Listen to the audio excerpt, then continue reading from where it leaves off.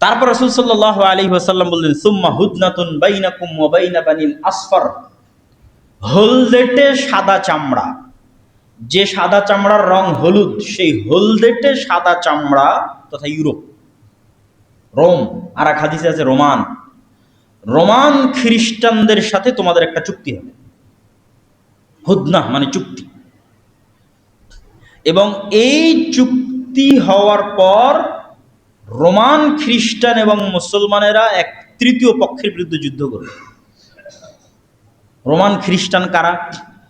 যেই সময় রাসূল সাল্লাল্লাহু আলাইহি ওয়াসাল্লাম এই হাদিস বলছেন, ওই সময় রোমান এম্পায়ারের রাজধানী হচ্ছে আজকের Istanbul, Constantinople, Byzantine Roman empire. এবং তখন রোম বললে এদের কি বোঝানো হতো রাসূল সাল্লাল্লাহু আলাইহি ওয়াসাল্লাম যখন এই হাদিস বলেন। এবং তখনকার ইস্তাম্বুল বা তুরস্কের কনস্টান্টিনোপল কেন্দ্রিক যে বাইজেন্টাইন এম্পায়ার ছিল, তাদের মাযহাব ছিল অর্থোডক্স খ্রিস্টান, যেটা আজকে রাশিয়ার মাযহাব। তো ওই ব্যাখ্যা মাথায় রেখে কেউ বলেছে যে রাশিয়া কেন্দ্রিক যে অর্থোডক্স খ্রিস্টানরা আছে তারা। আবার কেউ বলেছেন যে না, ব্যাপক অর্থে খ্রিস্টান তথা ইউরোপের খ্রিস্টান, আমেরিকার খ্রিস্টান, সবাই। তো সারমর্ম এতটুকু নিশ্চিত যে রোম অর্থ আমরা তৎকালীন অর্থোডক্স খ্রিস্টান নেই, অথবা ইতালির রাজধানী রোম কেন্দ্রিক নেই। ইতালির রাজধানী রোম কেন্দ্রিক নিলে হবে ইউরোপ। খ্রিস্টানদের সাথে মুসলমানদের একটা চুক্তি হবে, এতটুকু নিশ্চিত। এই চুক্তির ভিত্তিতে খ্রিস্টান এবং মুসলমানেরা তৃতীয় পক্ষের বিরুদ্ধে যুদ্ধ করবে। সেই তৃতীয় পক্ষ কারা? আজ থেকে 500 বছর আগে যদি কেউ এই হাদিস পড়েছে, তার কাছে মনে হবে তৃতীয় পক্ষ মনে হয় ওরা। আজ যখন আমি হাদিস পড়ছি, আমার কাছে মনে হবে তৃতীয় পক্ষ মনে হয় এরা। কিন্তু বাস্তবে যেই দিন সংঘটিত হবে, সেই দিন তৃতীয় পক্ষ কারা আল্লাহ সুবহানাহু ওয়া তাআলা জানেন। আজকে মনে হতে পারে যে হয়তো সেই তৃতীয় পক্ষ আমেরিকা তথা ইউরোপ আর মুসলমানের একমত হয়ে গেল, অথবা রাশিয়ার মুসলমানের একত্রিত হলো, তৃতীয় পক্ষ হয়তো ইউরোপ অথবা আমেরিকা, অথবা মনে হতে পারে তৃতীয় পক্ষ ইসরায়েল নিজেই, ইহুদিদের রাষ্ট্র, অথবা তৃতীয় পক্ষ হিন্দুরা, বৌদ্ধরা, চাইনিজরা, আল্লাহু আ'লাম। কিন্তু এতটুকু নিশ্চিত, খ্রিস্টান আর মুসলমানেরা মিলে এক তৃতীয় পক্ষের বিরুদ্ধে যুদ্ধ করবে। আর এই যুদ্ধে খ্রিস্টান এবং মুসলমানেরা বিজয়ী হবে। বিজয়ী হওয়ার পর একজন খ্রিস্টান ক্রুশকে উঁচিয়ে ধরে বলবে যে ক্রুশের বিজয় হোক, বা ক্রুশের কারণে আজকে আমরা জয়লাভ করেছি। তখন আরেক মুসলমানের গায়েরাতে, ব্যক্তিত্বে এই কথাটা আঘাত লাগবে। সে উঠে, কিছু বর্ণনায় আছে ওই ক্রুশকেই ভেঙে দিবে, কিছু বর্ণনায় আছে ওই খ্রিস্টান ব্যক্তিকে হত্যা করবে রাগের মাথায়, যে না, আমরা বিজয় লাভ করেছি মূলত আল্লাহর সাহায্যে।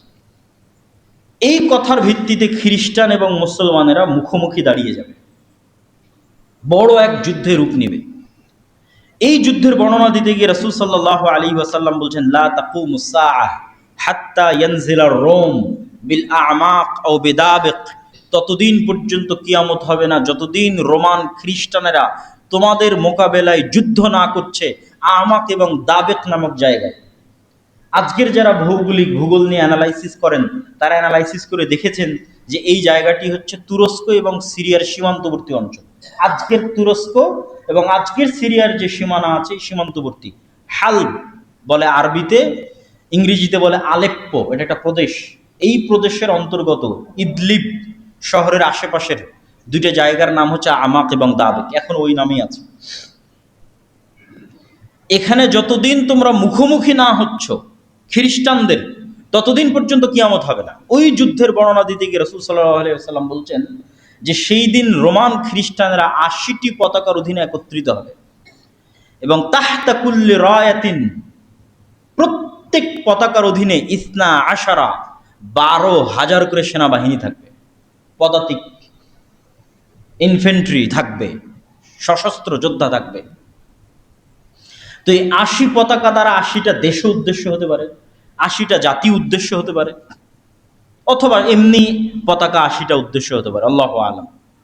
আর 80 দিয়ে 12,000কে গুণ দিলে প্রায় 9.5 লক্ষ থেকে 10 লক্ষ, তথা প্রায় 10 লক্ষের বিশাল সেনাবাহিনী তোমাদের বিরুদ্ধে উপস্থিত হবে, 10 লক্ষ।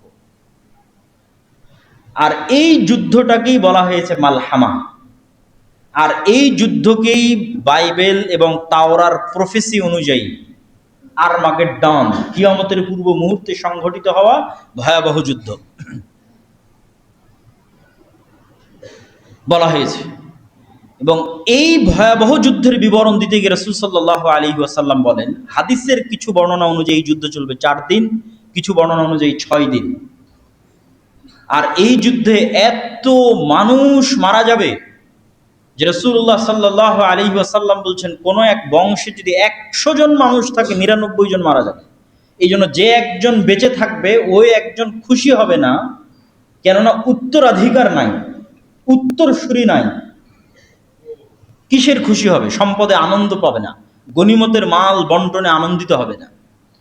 আর এক বর্ণনায় রাসূল সাল্লাল্লাহু আলাইহি ওয়াসাল্লাম বলছেন, একটা পাখি যদি আকাশে 1 মাস উঠতে থাকে তাহলে লাশের সারি শেষ করতে পারবে না, এবং লাশের দুর্গন্ধে বসার মতো কোনো খালি জায়গা না পেয়ে পড়ে গিয়ে মারা যাবে, একটানা যদি 1 মাস উঠতে থাকে।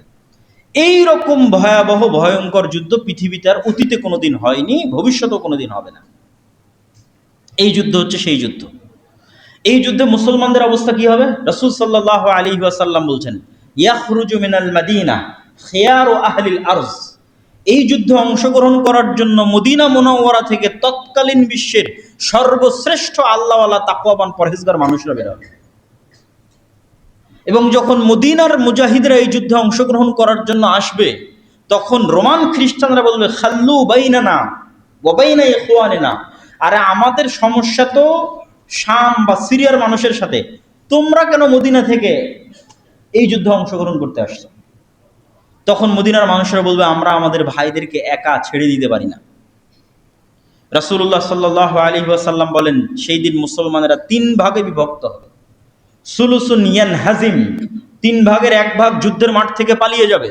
লা ইয়াতুবুল্লাহু আলাইহিম আবাদা, আল্লাহ কিয়ামত পর্যন্ত এদের তওবা কবুল করবেন না। ইসলামে কবিরা গুনাহের যত লিস্ট আছে, ধরেন 1 নম্বরে শিরক, পিতামাতার অবাধ্যতা, সুদ খাওয়া, অন্যায়ভাবে মানুষকে হত্যা করা, জেনা করা, এই যে বড় গুনাহের যে তালিকা, তার 10টার মধ্যে সর্বশীর্ষ বড় গুনাহের 10টার একটা যুদ্ধের মাঠ থেকে পালিয়ে যাওয়া। কিন্তু সকল কবিরা গুনাহ তওবা করলে মাফ হয়, কিন্তু ওই দিন যুদ্ধের মাঠ থেকে যারা পালিয়ে যাবে তাদের ক্ষেত্রে রাসূল সাল্লাল্লাহু আলাইহি ওয়াসাল্লাম বলছেন এদের তওবা কবুল হবে না। তাহলে 3 ভাগের 1 ভাগ মুসলমান পালিয়ে গেল, 3 ভাগের 1 ভাগ মুসলমান শহীদ হয়ে যাবে। রাসূল সাল্লাল্লাহু আলাইহি ওয়াসাল্লাম বলেন, হুম আফজালুশ শুহাদা ইনদাল্লাহ, আসমানের নিচে জমিনের উপরে ওই 3 ভাগের 1 ভাগ মানুষ যারা শহীদ হবে তারা আল্লাহর নিকটে সবচেয়ে প্রিয় শহীদ পৃথিবীর ইতিহাসে। আর সুলুসুন, 3 ভাগের 1 ভাগকে আল্লাহ সুবহানাহু ওয়া তাআলা বিজয় দান করবেন। হুম লা ইফতানুনা আবাদা, এই যে 3 ভাগের 1 ভাগ মানুষ বিজয় হলো, এরা মৃত্যু পর্যন্ত আর কোনোদিন ফিতনায় পতিত হবে না। মানে এই 3 ভাগের 1 ভাগ মানুষ দাজ্জালের ফিতনা থেকেও মুক্ত থাকবে, এই 3 ভাগের 1 ভাগ মানুষ ইয়াজুজ মাজুজের ফিতনা থেকেও মুক্ত থাকবে। সামনে আর যে ফিতনায় আসুক না কেন, ওই ফিতনায় তারা তাদের ঈমান হারা হবে না, এদের ঈমান মাহফুজ হয়ে গেছে যারা বিজয়ী হবে। তারপরে ইয়াফতাতিহুনা কুস্তুনতুনিয়া, এই বিজয়ের পর তারা কনস্টান্টিনোপল বিজয় করবে, আজকের তুরস্কের রাজধানী ইস্তাম্বুল। রাসূল সাল্লাল্লাহু আলাইহি ওয়াসাল্লাম বলছেন। তো ইস্তাম্বুল তো এখন মুসলমানদের কাছে আছেই। যখন আল্লাহর নবী হাদিস বলেন তখন ইস্তাম্বুল মুসলমানদের কাছে ছিল না।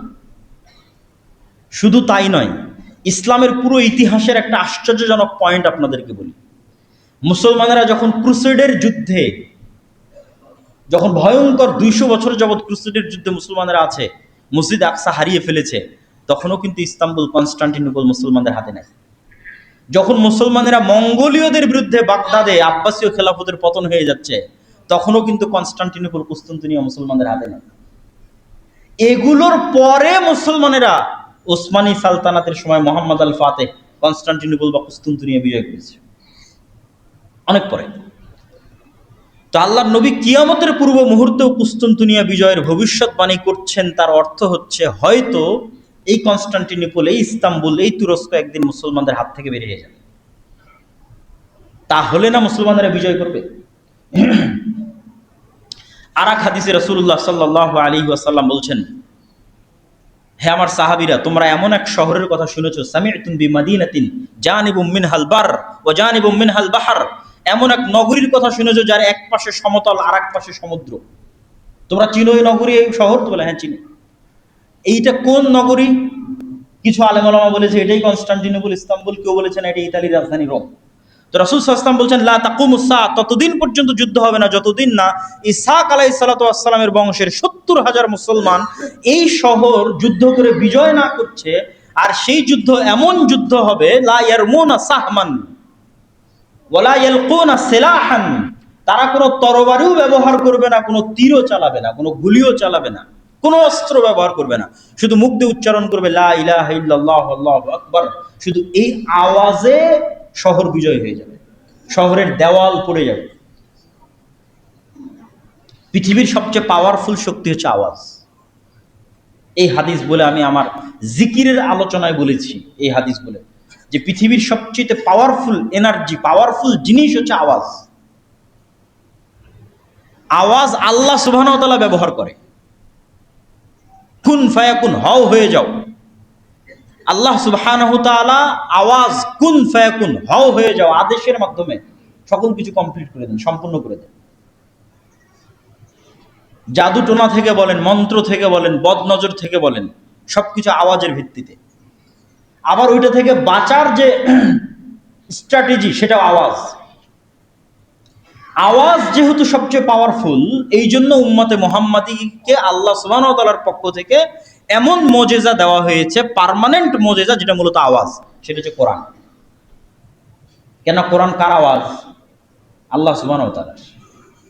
এই জন্য এটা উম্মতে মুহাম্মাদীর পার্মানেন্ট মুজিজা, সবচেয়ে পাওয়ারফুল। তো ওইটা নিয়ে আরো জিকিরের কোনো একদিন আলোচনা করলে সেদিন বিস্তারিত আলোচনা করবো। তাহলে কোনো অস্ত্র ছাড়া, কোনো কিছু ব্যবহার করা ছাড়া শুধু আওয়াজ উচ্চারণ করে শহর বিজয় হয়ে যাচ্ছে। আর কেউ বলেছেন এই শহর হচ্ছে ইতালির রাজধানী রোম, তথা ওই যে মালহামা সংঘটিত হলো, ওই মালহামার পরে মুসলমানেরা যেমন কনস্টান্টিনোপল বিজয় করবে, বিজয়ের পর এই বিজয়ের ধারা চলতেই থাকবে, চলতে চলতে ইতালির রাজধানী রোম পর্যন্ত এই বিজয় পৌঁছে যাবে। আর এই বর্ণনা লজিক্যাল, কি জন্য লজিক্যাল? যদিও ওই হাদিসটা জয়ীফ, কিন্তু কনটেক্সট বলছে এটা সম্ভব। কেন সম্ভব? খ্রিস্টানেরা তাদের সর্বোচ্চ শক্তির বহিঃপ্রকাশ ঘটিয়ে ফেলেছে 10 লক্ষ সেনাবাহিনী উপস্থিত করে। তাহলে এই যুদ্ধে যখন তাদের পরাজয় হয়ে গেছে, তাদের তো আর কোনো শক্তি নেই, তারা তো আর কোনো বাধাই দাঁড় করাতে পারবে না। কেননা সর্বোচ্চ শক্তির বহিঃপ্রকাশ ঘটিয়েছে 10 লক্ষ সেনাবাহিনী সন্নিবেশিত করে।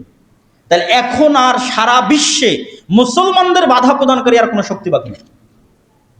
ফলত মুসলমানরা শুধু কনস্টান্টিনোপল বিজয় করবে না, পুরো ইউরোপ বিজয় করবে, মসজিদে আকসা বিজয় করবে, পুরো ভারত বিজয় করবে। এগুলো সব দাজ্জাল আসার পূর্বেই হবে। এই জন্য কেউ কেউ মনে করে যে দাজ্জাল পৃথিবীতে আসার আগে পুরো পৃথিবীর কন্ট্রোল নাকি দাজ্জাল নিজের হাতে নিবে। আমি এই চিন্তা চেতনায় বিশ্বাস করি না। হাদিসের কনটেক্সট বলতেছে দাজ্জাল বের হওয়ার আগেই, ঈসা আলাইহিস সালাতু ওয়াস সালাম আসার আগেই সারা পৃথিবী মুসলমানরা বিজয় করে নিচ্ছে। এখনো তো দাজ্জাল আসেনি। 10 লক্ষ সেনাবাহিনী পরাজিত হয়ে গেছে, কনস্টান্টিনোপল বিজয় হচ্ছে, ইতালির রাজধানী রোম বিজয় হচ্ছে। কোনো নবী নাই, নতুন কোনো নবী নাই, নতুন কোনো কোরআন নাই, নতুন কোনো হাদিস নাই, আমার আপনার মতো মুসলমানেরা বিজয় করতেছে। আল্লাহু আকবার। এই যে এই বিজয় নতুন কোনো নবী আছে, নতুন কোনো কোরআন আছে, নতুন কোনো হাদিস আছে? এই কোরআন পড়ে আর এই হাদিস পড়ে আমার এবং আপনার মতো মুসলমানেরা বিজয় করতেছে। তখনও দাজ্জালও আসেনি, ঈসা আলাইহিস সালামও আসেনি। তো মুসলমানদের এই অপ্রতিরোধ্য বিজয় ধারা যখন সারা পৃথিবীতে ছড়িয়ে পড়বে এবং দাজ্জালের যে প্রজেক্টগুলো আছে এগুলো বাস্তবায়ন করার মতো কোনো শক্তি যখন পৃথিবীতে বাকি থাকবে না, তখন মাসীহ হিসেবে দাজ্জালের আগমন হবে। দাজ্জালের নামও মাসীহ, ঈসা আলাইহিস সালাতু ওয়াস সালামের নামও মাসীহ। মাসীহ শব্দের অর্থ বিপদ থেকে উদ্ধারকারী। দুইজনই মাসীহ, একজন সত্য মাসীহ, একজন মিথ্যা মাসীহ। একজন ধোঁকাওয়ালা মাসীহ আর একজন সত্যিকারের অর্থে মাসীহ।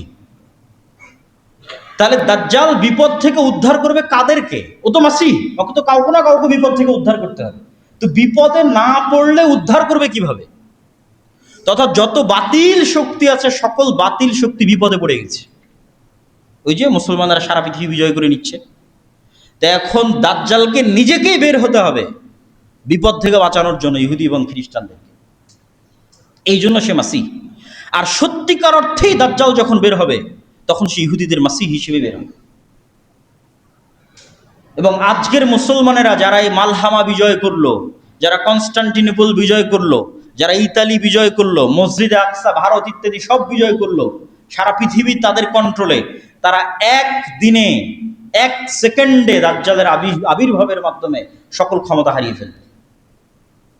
একদিনে, এক সেকেন্ডে সকল ক্ষমতার কেন্দ্রবিন্দু চলে যাবে দাজ্জালের হাতে। কেন? সে অতি অলৌকিক, অতি এক্সট্রা অর্ডিনারি পাওয়ার দিয়ে আল্লাহ সুবহানাহু ওয়া তাআলা তাকে পাঠাবে। দাজ্জালের এই বিশ্বাসকে বাইবেলের প্রফেসিতে বলা হয়েছে অ্যান্টিক্রাইস্ট। তিনটা ধর্মই, ইহুদি, খ্রিস্টান এবং মুসলমান, তিনটা ধর্মই বিশ্বাস করে কিয়ামতের পূর্ব মুহূর্তে একজন মাসিহ, উদ্ধারকারী আসবে। খ্রিস্টানরা তো এ পর্যন্ত বিশ্বাস করে যে ঈসা আলাইহিস সালাম আসবেন, কিন্তু খ্রিস্টানদের ঈসা আলাইহিস সালাম আসার, আমাদের ঈসা আলাইহিস সালামের আসার মধ্যে পার্থক্য কি? খ্রিস্টানরা বিশ্বাস করে ঈসা আলাইহিস সালাম মারা গেছেন, পুনরুজ্জীবিত হয়ে আসবেন। আর আমাদের বিশ্বাস যে ঈসা আলাইহিস সালাম মারা যাননি, আল্লাহ আকাশে উঠিয়ে নিয়েছেন, আবার পাঠাবেন। কিন্তু খ্রিস্টানরাও জানে যে ঈসা আলাইহিস সালাম আসবে। এবং আজকের খ্রিস্টানদের সাথে ইহুদিদের যে ঐক্য, এই ঐক্যের পিছনের লজিকটা কি জানেন? যেখানে ইহুদিরা বিশ্বাস করে মারিয়াম আলাইহিস সালাতু ওয়াস সালাম হচ্ছেন নাউজুবিল্লাহ ব্যভিচারিণী, এবং ঈসা আলাইহিস সালাতু ওয়াস সালাম হচ্ছেন অবৈধ সন্তান, নাউজুবিল্লাহ। সেখানে তো খ্রিস্টানদের সাথে ইহুদিদের মার কাট সম্পর্ক হওয়ার কথা। তা না হয় ওরা আজকে জোট হয়ে গেল কি করে? আজীবন এদের মধ্যে মার কাট সম্পর্ক ছিল। তো এটার ব্যাখ্যায় অনেকেই লিখেছেন যে খ্রিস্টানরা বিশ্বাস করে যতদিন আমরা ইহুদিদেরকে জেরুজালেমে প্রতিষ্ঠিত না করতে পারবো, ততদিন অ্যান্টিক্রাইস্ট আসবে না, আর যতদিন অ্যান্টিক্রাইস্ট আসবে না, ততদিন ঈসা আলাইহিস সালাম আসবে না। ফলত ইহুদিদেরকে হেল্প করে এদেরকে জেরুজালেমে একত্রিত করো, তাহলে অ্যান্টিক্রাইস্ট আসবে, অ্যান্টিক্রাইস্ট আসলে ঈসা আলাইহিস সালাম আসবে। এগুলো আমার যে একটা লম্বা বিস্তারিত ভিডিও আছে এই কিয়ামতের পূর্ব মুহূর্তের ফিতনা সম্পর্কে, আল ইতিসাম টিভিতে, সেখানে আরো বিস্তারিত বলা আছে। তো জুমার খুতবাতে এত সময় পাওয়া যাচ্ছে না। তো আমরা চলে আসলাম দাজ্জালের পয়েন্টে। মুসলমানদের এই যে ধারাবাহিক বিজয়, এই বিজয়ের পরিপ্রেক্ষিতে এবার দাজ্জাল বের হবে। দাজ্জাল সম্পর্কে রাসূলুল্লাহ সাল্লাল্লাহু আলাইহি ওয়াসাল্লামের দুইটা হাদিস না বললেই নয়। একটা হাদিস হচ্ছে তামিম আদ-দারির হাদিস, যে একদিন আল্লাহর নবী মসজিদে নববীতে সব মানুষকে সালাতের পরে বসো। আজকে আমি তোমাদেরকে নিজে থেকে কোনো হাদিস শোনাতে আসিনি, আজকে আমি এমন এক হাদিস শোনাবো যে হাদিস তামিম আদ-দারি আমাকে শুনিয়েছে। যে হাদিসের কথা আমি তোমাদের বলতাম, আমি তোমাদের দাজ্জালের গল্প শোনাতাম, আজ তামিম আদ-দারির মুখে তোমরা শোনো দাজ্জালের গল্প। তামিম আদ-দারি আমাকে শোনাচ্ছে। সে তামিম আদ-দারি এসে রজুলান নাসরানিয়ান বায়া ওয়া আসলামা, সে তামিম আদ-দারি এসে আগে আমার হাতে হাত রেখে ইসলাম গ্রহণ করেছে, বায়াত করেছে, তারপরে ঘটনা শুনিয়েছে।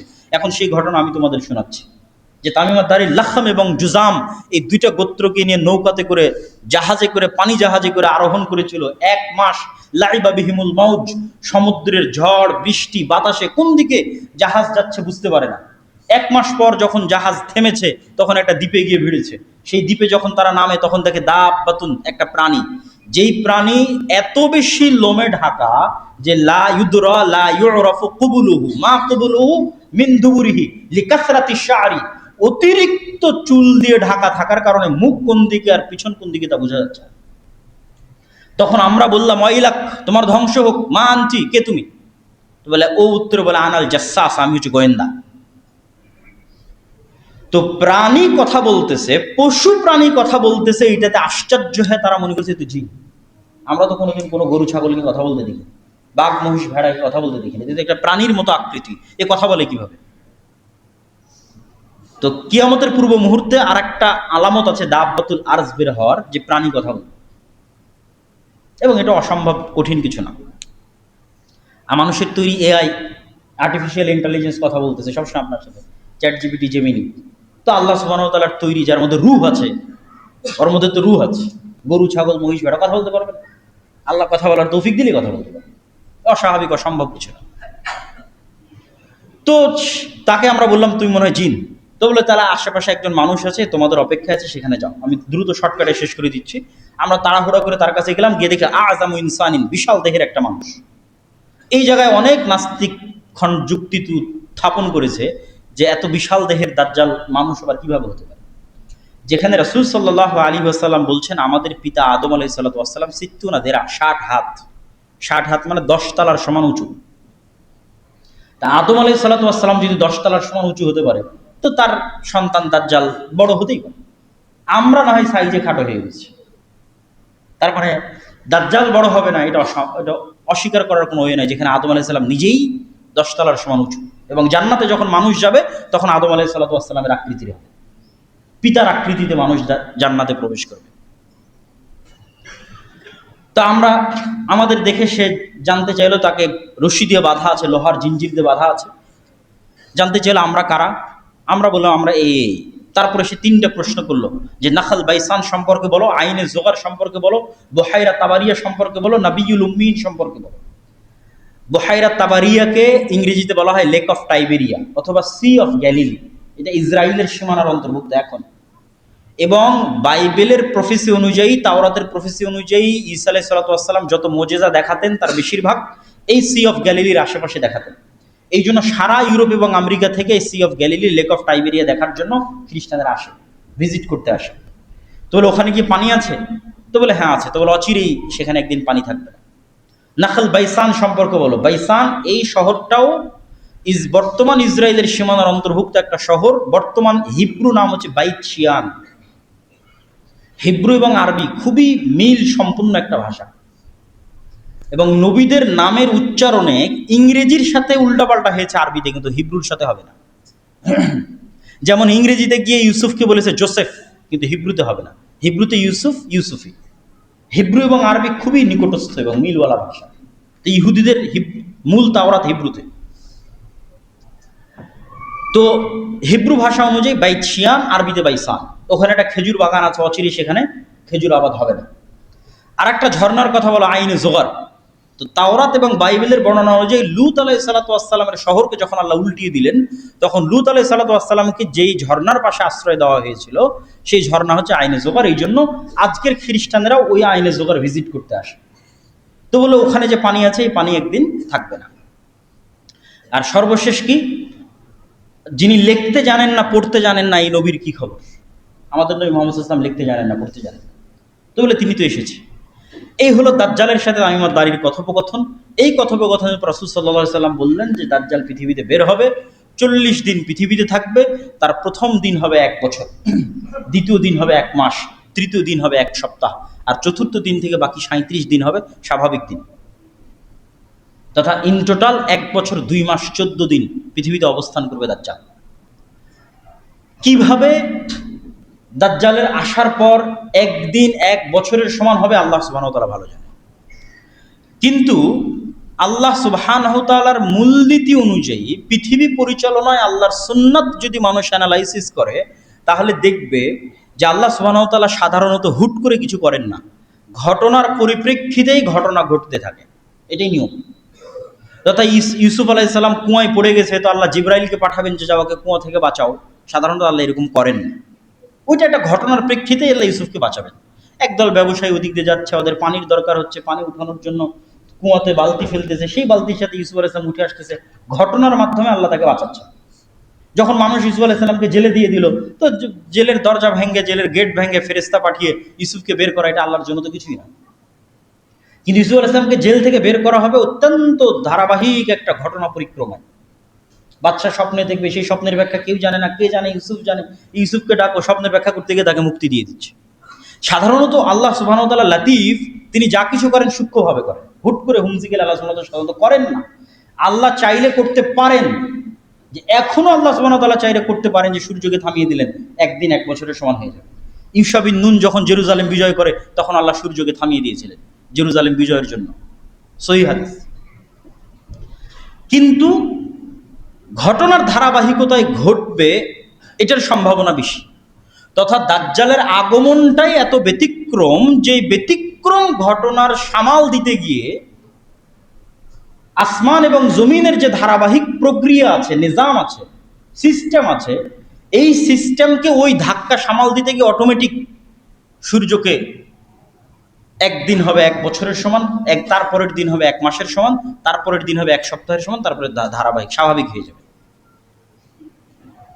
সেইটা কি ঘটনা আল্লাহ সুবহানাহু ওয়া তাআলা ভালো জানেন। সেই ঘটনার বিষয়ে আমরা বলতে পারবো না যে সেটা কি ঘটনা, কিন্তু দাজ্জালের আগমনটাই এত ব্যতিক্রম। রাসূল সাল্লাল্লাহু আলাইহি সাল্লাম তার দ্রুততার সম্পর্কে বলছেন, গাইসিন ইস্তাদবারাতুর রিহ, আকাশে ঝড়ের সময় মেঘমালা যত দ্রুত চলে, দাজ্জাল অত দ্রুত চলে। আল্লাহ নবী কেনই বা মেঘের উদাহরণ দিলেন, আর কেনই বা ঝড়ের উদাহরণ দিলেন? রাসূল সাল্লাল্লাহু আলাইহি ওয়াসাল্লাম তো আর জানতেন না যে আকাশে বিমান উড়ে, আকাশে রকেট উড়ে, তাও জানতেন না। কিন্তু উদাহরণ দিচ্ছেন কি, মেঘমালা ঝড়ের সময় যত দ্রুত চলে, দাজ্জাল সেইভাবে চলে। তো দাজ্জালের মেঘমালা চলা বেশি আশ্চর্যের না সুলাইমান আলাইহিস সালাতু ওয়াস সালামের সিংহাসন বাতাসের আদেশে, তার আদেশে বাতাস অধীনস্থ থাকতো আর আকাশে উঠতো, ওইটা বেশি আশ্চর্য। যেগুলো আগে ঘটে গেছে এগুলো বেশি আশ্চর্যের, আর যেগুলো পরে ঘটবে বলা হচ্ছে এগুলো অত আশ্চর্যের নয়।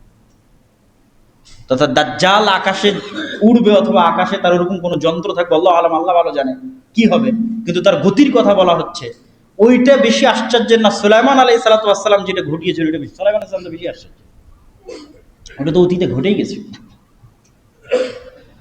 তো দাজ্জাল রাসূল সাল্লাল্লাহু আলাইহি ওয়াসাল্লাম বলছেন ইরাক এবং শামের নগরীর মধ্যে দিয়ে হাঁটবে, কোনো অঞ্চলে গিয়ে বলবে এই তোমরা আমার প্রতি ঈমান আনো, তো বলে ঈমান আনবে, সারা পৃথিবীর সব ধন সম্পদ ওদের পিছনে ছুটবে। কোনো এক শহরে গিয়ে বলবে ঈমান আনো, আনবে না, আসমান জমিন সব বৃষ্টি বর্ষণ বন্ধ করে দিবে, পৃথিবী ঘাস পাতা উৎপন্ন করবে না, খাবে কি, আগে থেকে যে ফার্নিচার আছে কাঠের, এগুলো চাবিয়ে চাবিয়ে খাবে, জ্বালিয়ে জ্বালিয়ে খাবে। রাসূল সাল্লাল্লাহু আলাইহি ওয়াসাল্লাম হাদিসে বলছেন ধনুক তীর সেগুলো থেকে মানুষ খাবার অন্বেষণ করবে ঈমান বাঁচাতে গিয়ে। ভয়ঙ্কর ভয়াবহ অবস্থা। এবার এই ভয়ঙ্কর ভয়াবহ অবস্থা থেকে বাঁচাতে ঈসা আলাইহিস সালাতু ওয়াস সালাম আসবে। তাহলে ঈসা আলাইহিস সালামও মাসিহ, বিপদ থেকে উদ্ধারকারী। কাদেরকে বিপদ থেকে উদ্ধার করতেছেন? বিপদগ্রস্ত মুসলমানদেরকে বিপদ থেকে উদ্ধার করতেছেন। দাজ্জালও মাসিহ, কাদেরকে বিপদ থেকে উদ্ধার করছে? ইহুদি খ্রিস্টানদের বিপদ থেকে উদ্ধার করতেছে। এবার ঈসা আলাইহিস সালাতু ওয়াস সালামও ওই এক্সট্রা অর্ডিনারি, অতি অলৌকিক ক্ষমতা নিয়ে আসবেন। স্বাভাবিক মানুষের পক্ষে দাজ্জালের মোকাবেলা করা সম্ভব নয়। আল্লাহ ঈসা আলাইহিস সালাতু ওয়াস সালামকে সেই অলৌকিক ক্ষমতা দিয়ে পাঠাবেন যেটা তিনি দাজ্জালকে মোকাবেলা করতে পারবেন। সেটা কেমন পাওয়ারফুল? রাসূল সাল্লাল্লাহু আলাইহি ওয়াসাল্লাম